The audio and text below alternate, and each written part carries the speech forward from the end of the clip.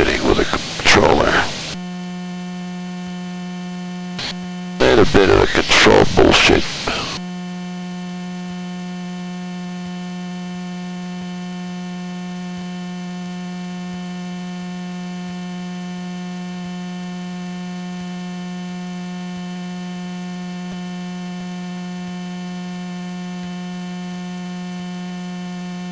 Alright, we're cruising here. Now let's see if you remember what airplane it was.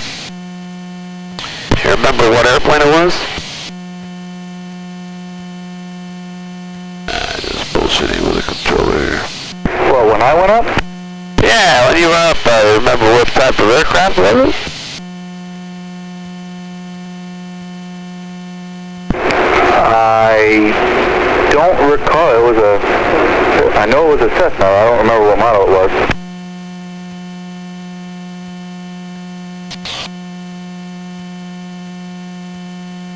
Yeah, the most popular general aviation aircraft since 1956, unfortunately. Yeah. Yeah, Piper tried to beat it, but it wasn't really working well, so Cessna is still taking the competition.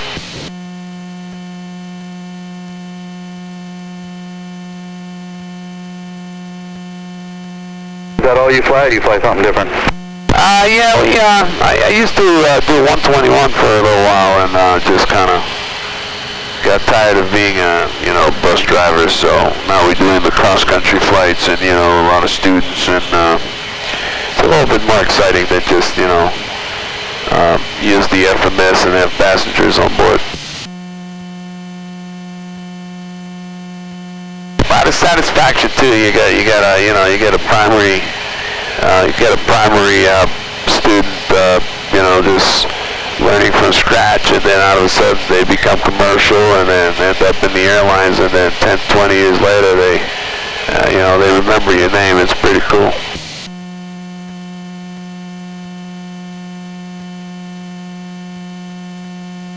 I know if I wasn't doing this, that's probably what I'd want to do. Yeah, we got a couple of instructors over there in Republic Airport. Air traffic control. They do air traffic control, and then do their 40-hour-a-week schedule, and then part-time on the weekends. And when they have time off, they fly, and it's nice to be on both sides of the fence. Be on the radar, and get to control traffic, and then be up in the air, but get to see what it's like from up there too. Yeah, we have a couple of people that either have flown for airlines that work here now, or fly on their own time. Yeah, it's been the trend with all the cutting the pensions and pay cuts and all the concessions and the lower pay scale of the pilots. A lot of the guys just kind of take a different career and go for better pension and retirement packages. I've seen a lot of guys leave like JetBlue or Delta Airlines and end up in China making more money now. Yeah, that's why all the domestic carriers now have an accent and all the foreign ones sound American. Yeah, that's what I call supply and demand. Well, if you do the same type of job, push buttons and fly people around, why work double or make half the pay? You might as well go for double your pay. And I wouldn't mind going somewhere else if I could make double as much, so. I wouldn't either, but unfortunately I don't think that's ever going to happen. Yeah, of course. But if they tell you to go to China and you make double the pay, I don't know. I mean, you may consider that. Retire 10, 15 years earlier.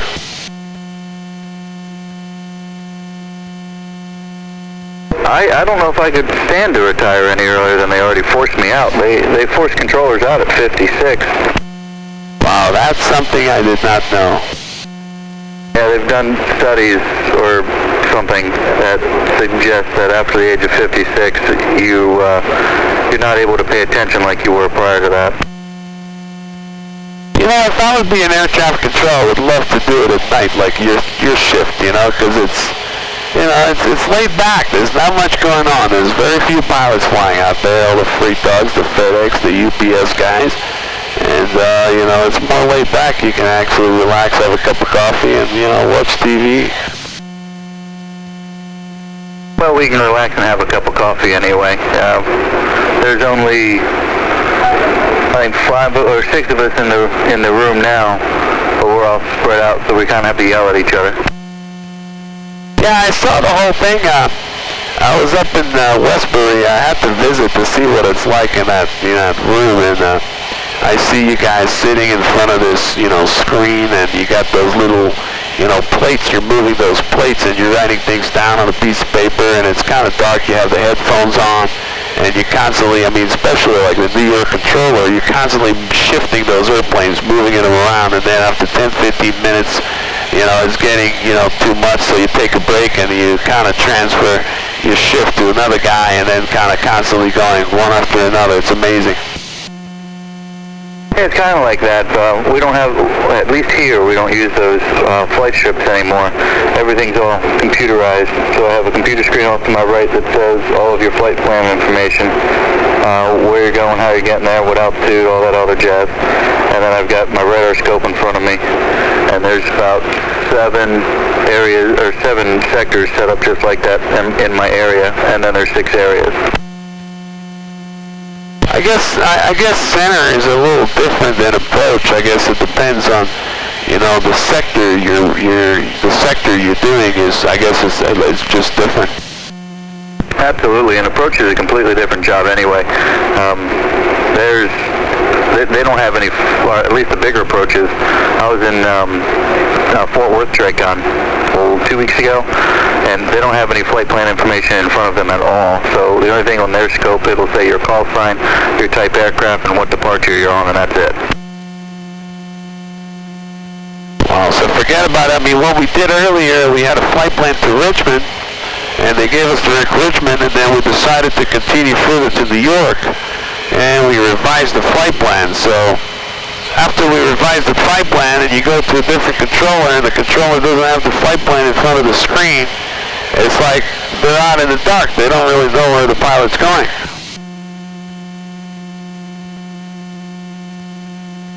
Yeah, TRACON's set up a bit different. The centers have a lot more capability than they do. We just type your call sign into the handy-dandy computer right here next to us, and if flight service did their job, it'll come right up. TRACON has a lot more steps to take to get it. Got it.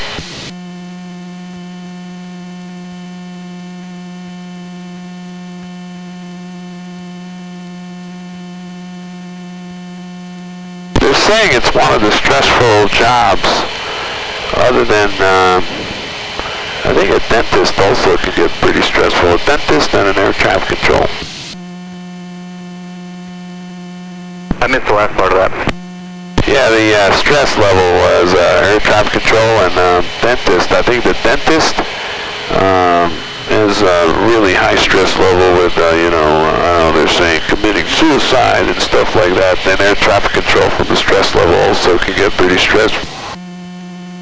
I know they say control is, and it definitely can be, but it's mostly self-induced. If you're not very good at your job, it's always going to be harder. That is true.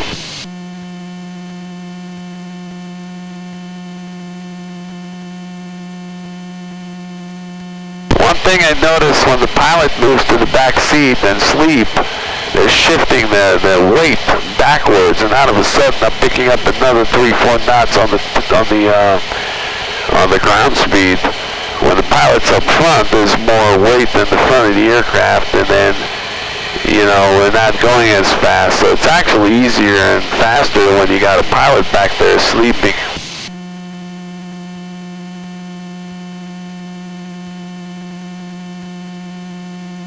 Well, it sounds like you have it all figured out. Just take 3 or 4 of them back there, see how fast you go. Well, there's a limit. You don't want to go too much back there. All of a sudden, you're going to throw the airplane out of CG like that 747 in Afghanistan. I don't know if you kept up with it. I guess had some cargo shifted, and that didn't very well. Yeah, I did see that one. I was actually taking my family over to England then, the week that, or the day that happened, or at least for the day it was released. And I just happened to be watching it on my phone. My wife looked over and started freaking out. Yeah, it's amazing that somebody had a camera with him when they were watching on the. I guess they had the camera set up in the car and they watched the whole thing live. That's amazing.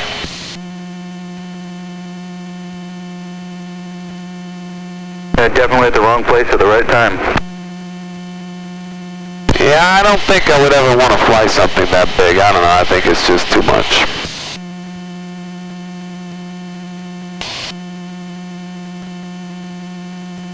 Yeah, I don't know. I was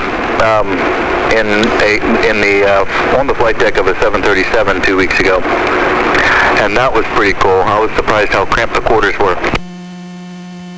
Yep, not much room in there. Was that the new generation, like the glass cockpit, 7, 800, 900 series? That was a 700. Yeah, it's the most popular jetliner in the world now. I think they're up to like 3,700 made, and they keep on pumping them.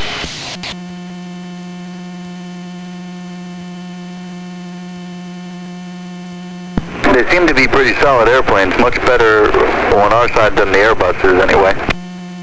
You know, it's a matter of preference. I did a little bit of reading. The Airbus is a little bit lighter, and especially the newer models, and they're a little bit more efficient as far as fuel burn, so you can, get longer range and not burn as much gas. But remember, the lighter the aircraft, you're kind of sacrificing the structure too at the same time, so you gotta, it's kind of hit or miss. Yeah, I know the FMS software on there, when they're coming up to a fix, the Airbus will, I guess they call it a soft turn. They'll start turning a little bit early and bypass the fix and rejoin the route on the other side, where the Boeing will go ahead and hit it and then turn. I guess they do that for passenger comfort, but that really messes it up on our side of things. Wow, it's amazing. You can actually see the intersection or the turn as the airplane goes on the screen. You can actually see how it's overshooting the turn and then coming back on the other side, other than like just leading the turn and turning a little bit earlier and, cutting the corner in a certain way.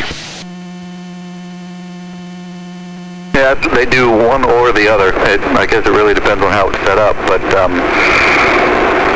when we have you on a route like that, especially up here on the East Coast, we kind of have those turns in there for a reason, and they're built for separation, so we kind of need you to actually hit the fix and then turn like the Boeing does. Got it.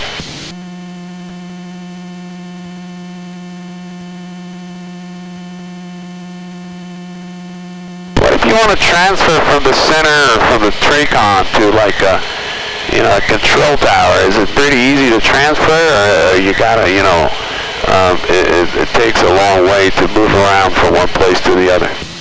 It all depends on where you are and where you're trying to go. Sorry. I've been trying to actually get out of Washington Center for about the last 5 years, and I just finally got hired at Fort Worth TRACON. Good for you. You're heading out to Texas for retirement, or you just like to move out there?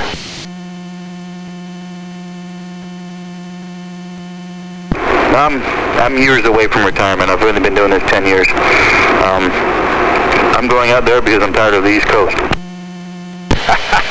I've been going up and down the East Coast for the last 12, 13 years. I'm not tired of it yet.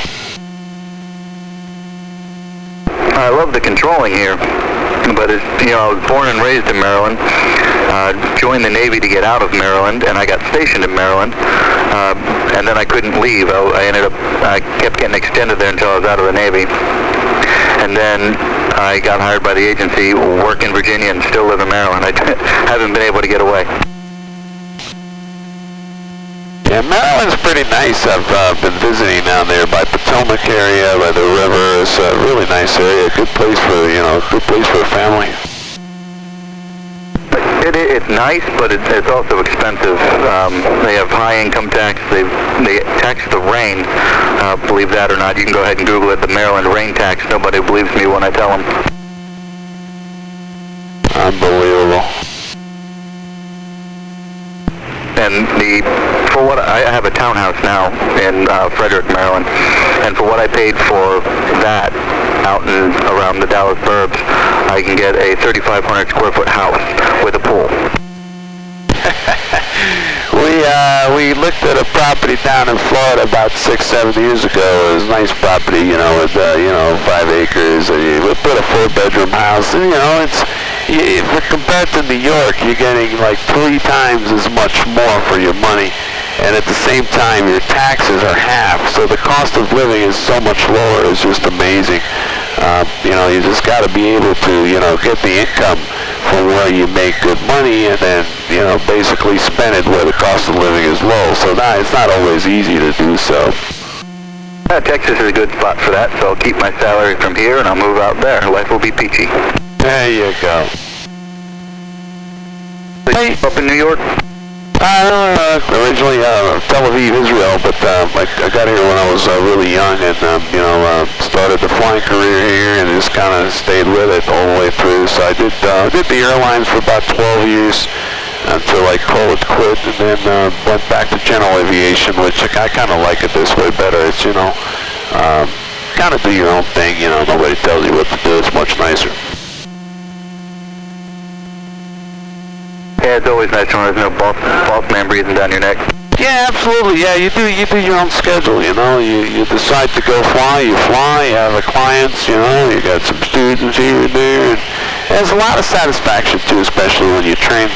I got a kid now, like 11-year-old, and it's such a talent. You watch him how he's handling the radio, talking to air traffic control. And, this guy one day is going to end up 16, and he's going to solo. When we hit 17, he's going to get his private. And he's always going to remember you for the rest of your life. So it's a lot of satisfaction when you take somebody from zero and teach him how to go through the whole thing.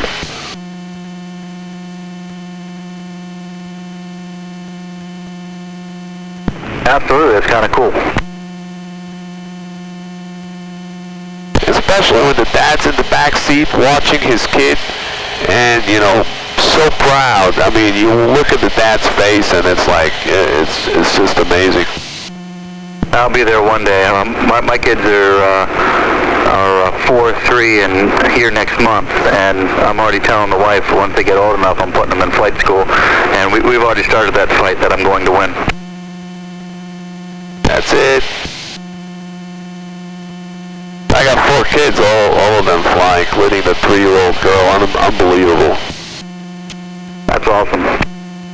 And when I get to reposition the airplane for maintenance or whatever, that's just a hell of a fight. Everybody wants to go fly, but Mom doesn't want to drive by herself, so we kind of got to split the kids. But the kids that end up driving in the car are just crying, absolutely crying bloody mercy all the way down home, while the kids who get to fly the airplane are having a blast.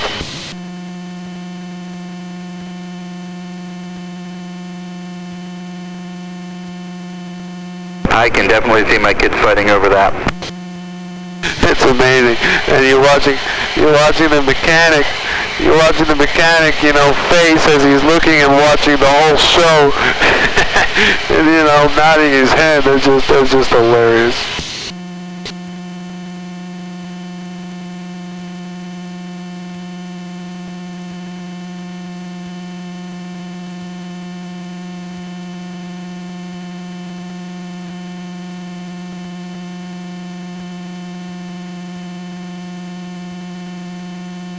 What's the next frequency here? 35?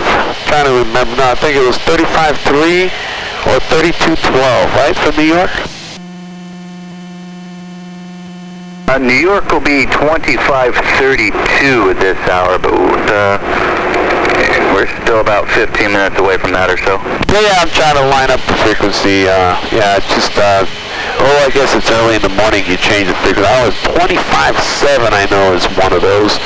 And then you have 35.3 or 32.12, one of those also coming from that sector of a Ziggy intersection. I know Atlantic City is 26.4, 24.6, somewhere around there. Yeah, 24.6 is Atlantic City, 26.4 is Tappahannock with Potomac approach. There you go, 24.6, and I think there's McGuire also somewhere down the road, north of Atlantic City, which is 24.15. Yeah, that's correct, 24.15 from McGuire. Yeah, those frequencies have been around for a while. Looks like Atlantic City is closing in. That's not going to be a good alternate now. Closing in with quarter-mile visibility. Wow.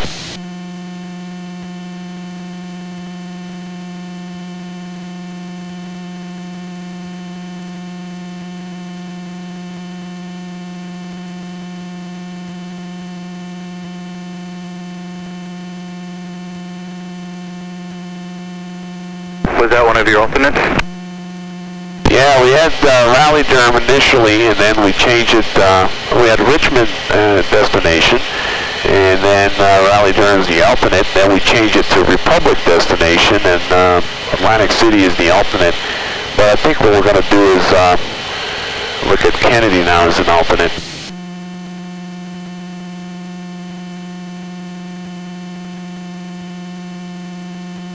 Kennedy's still looking good. Visibility 10 miles. I'm feeling 25, flight level 250. Yeah, you're right. Broken 25,000, 10 mile. Yeah, let's go ahead and switch that. I don't like Atlantic City as my alternate. Let's go ahead and switch Kennedy for an alternate in case we can't get into Republic for whatever reason. We'll head over to Kennedy. All right, I'll see if I can't put that in your flight plan for you. Hold on. Wonderful. Thanks a lot.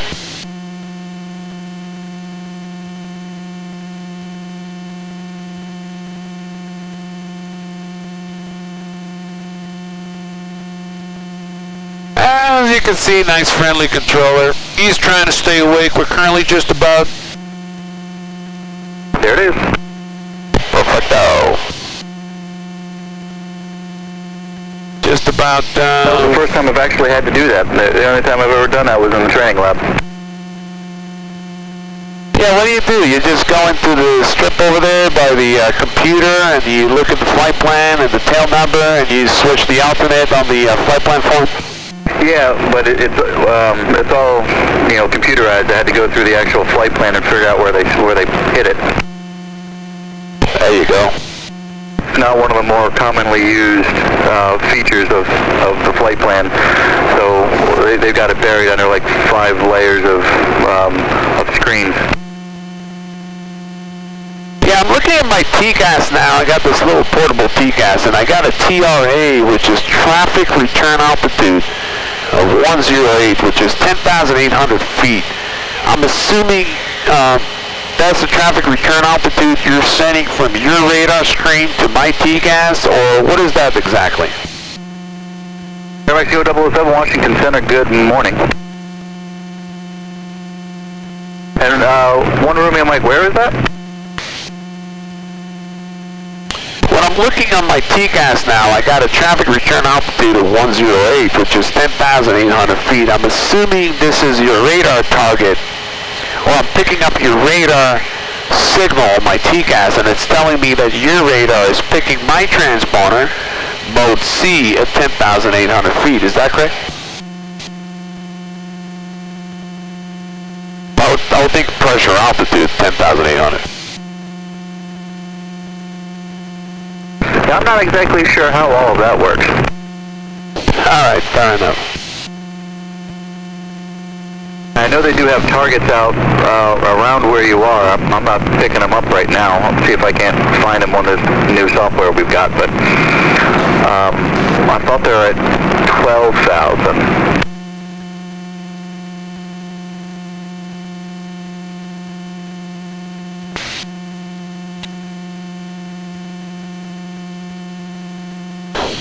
I'm getting hypoxic here. I hope the pilot back there is not, going to keep on sleeping. I got to wake him up.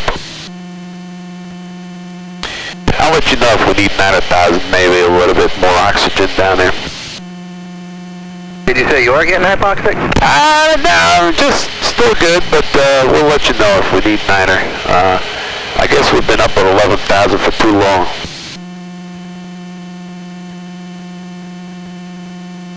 Do you want to go ahead and play it safe? Let's go ahead and maintain 9,000 for now. We can get you back up in a little while if you want to. One room you like to send and maintain 9,000. Cover that, leaving 1-1, descending 9,000, 1 room, you Mike. Not that I don't trust you. We just had, an incident with hypoxia a couple weeks ago, and you're starting to scare me a bit. I think there was a couple of guys. There was Small General Aviation, Cirrus, and another, I think it was a TBM coming out of Rochester. Yes, sir. Leaving 1-1, descending 9er for safety, 1 Romeo, mate. If that doesn't work for you, let me know. We can get you down a little bit lower. Copy that.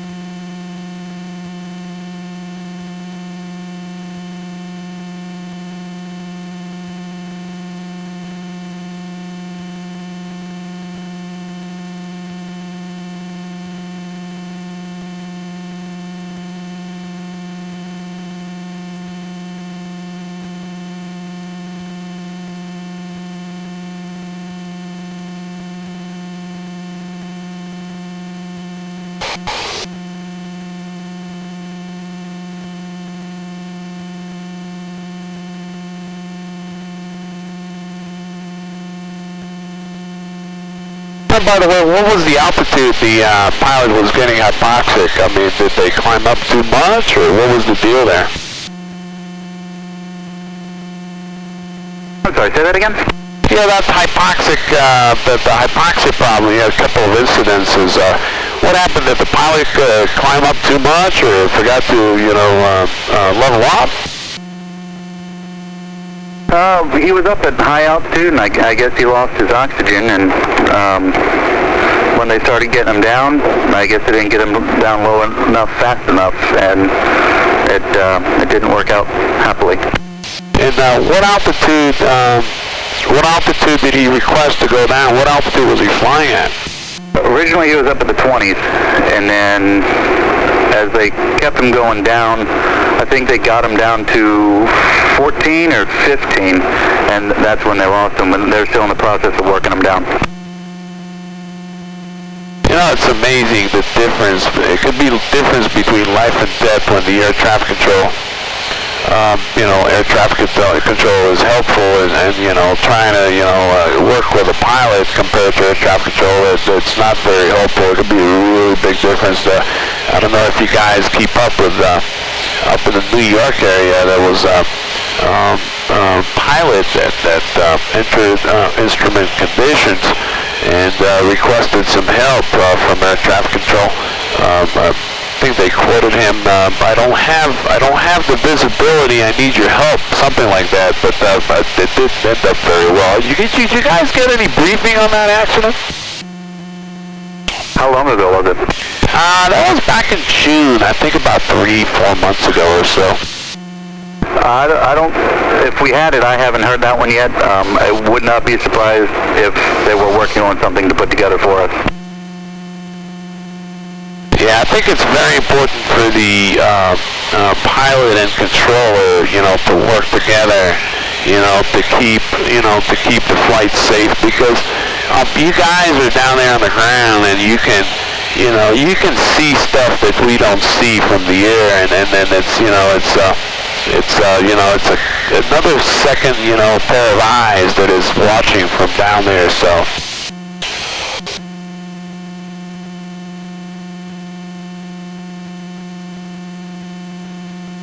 Center, JetBlue 6421, level 390. JetBlue 6421, hello? Hello.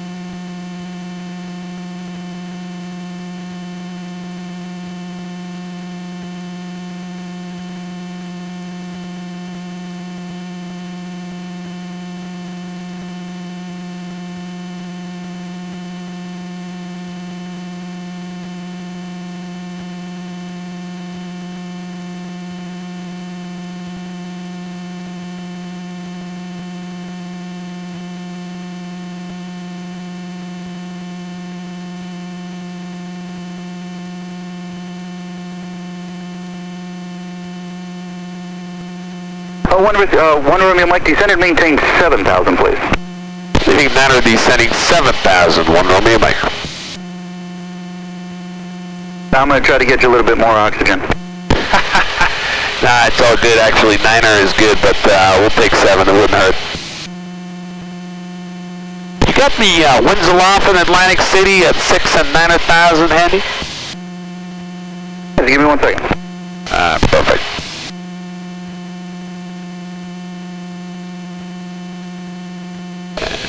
Skywagon 1 Romeo Mike, leaving Manor descending 7,000. Thank you, sir.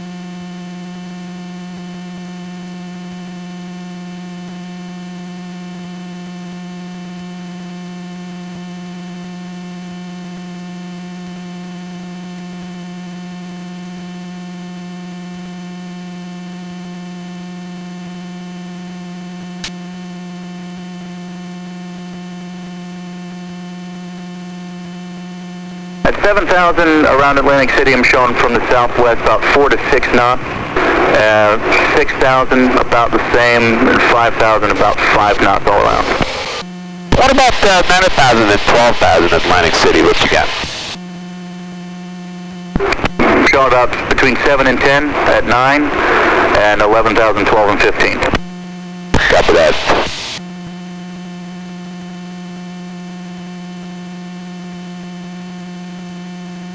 JetBlue 6421, clear at Hogs, cross Hogs, flight level 180. Direct Hogs, 180, JetBlue 6421.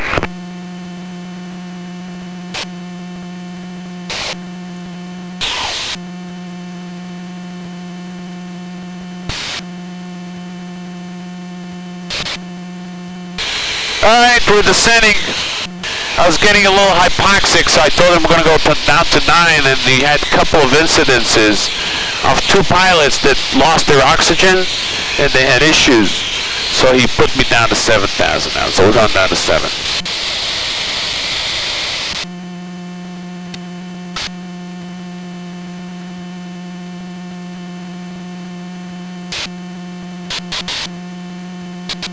almost there, 500 to go.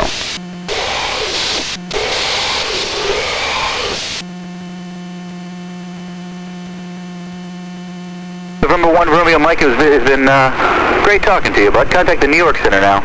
The new frequency is 128.3 with the new altitude, 28.3 for New York. 28.3 and 7,300 descending 7,000. Thanks for your help. You have a wonderful morning. Robinson, if I must say, you sound much better down there at 7 than you did at 11. That's a good one. Good morning, New York. Skywagon 1 Romeo Mike, level 7,000 at Pansy intersection. Romeo Mike, New York Center, good morning. Can you tell me 29er, 9er, 9er? 299er, 1 Romeo Mike.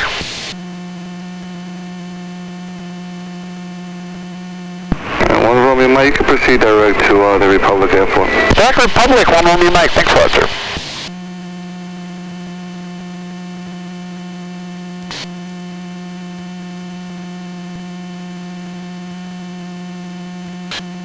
Alright, let me get you back on here. Direct Republic, beautiful.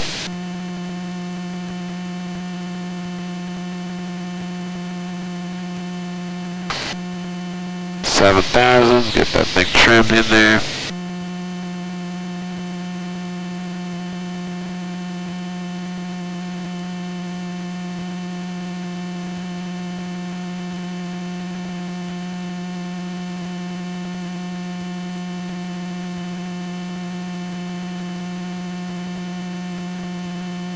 You're going down with the trim? Yeah, I'm trying to get it straight. Taking me a little bit of time here. It's, you know, working on it. There you go. Output select. Now you moved forward too, so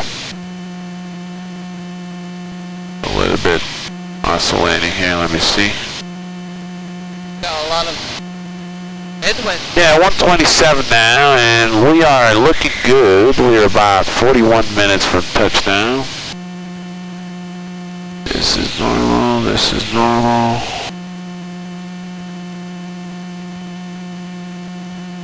You want me to get you that pillow? Yeah, I'm working on it. 1 second, 1 second, 1 second. Oh, I got it.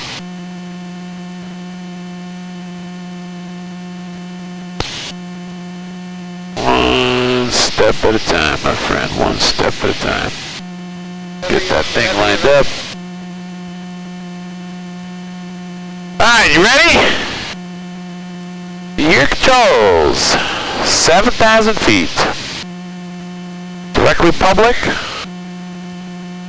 41 minutes from touchdown. Still got about 20 gallons of gas. About an hour reserve. Alright, get some more lights here. I was bullshitting with the controller for a little while. Yeah? Yeah, talking about his job and all that. It was fun, just to stay awake, you know? I was getting a little hypoxic too. Now what? I want to tell you when I went.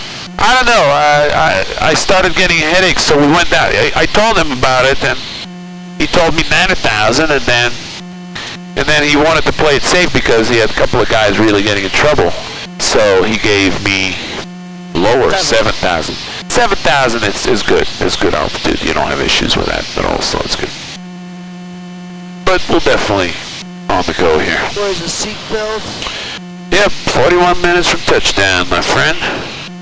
Looks like you had a good nap back there. Nappity bamp.